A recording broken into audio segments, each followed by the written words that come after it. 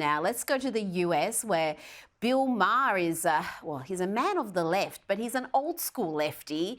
So even he becomes frustrated by some of these modern leftist fanatics.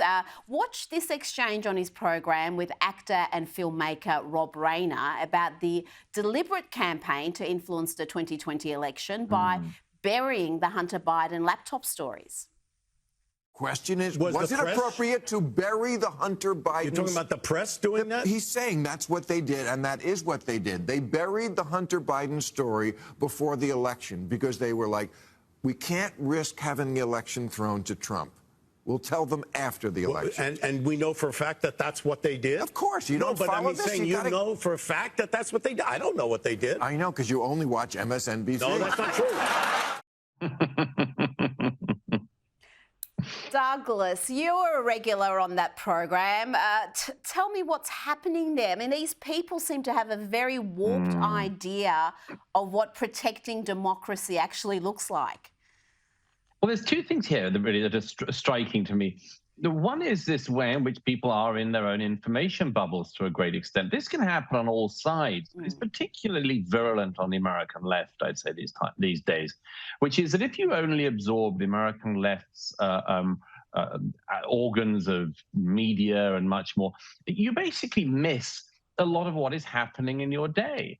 Everyone is like this if they go into silos, but what you just saw there, what we saw just there was somebody who just didn't know a very major story that had been going on, didn't know that this story had been suppressed, didn't know the way in which, whatever your views of Trump or Biden, just didn't know that in 2020, a massive conspiracy effectively was arranged by powerful media companies, by social media companies, and we now know with the FBI's request that basically a massive story about Biden family corruption should be hidden from the American public ahead of the election. Now, I'm against that, whatever the direction of your political views. I think that the free press should be allowed to be free.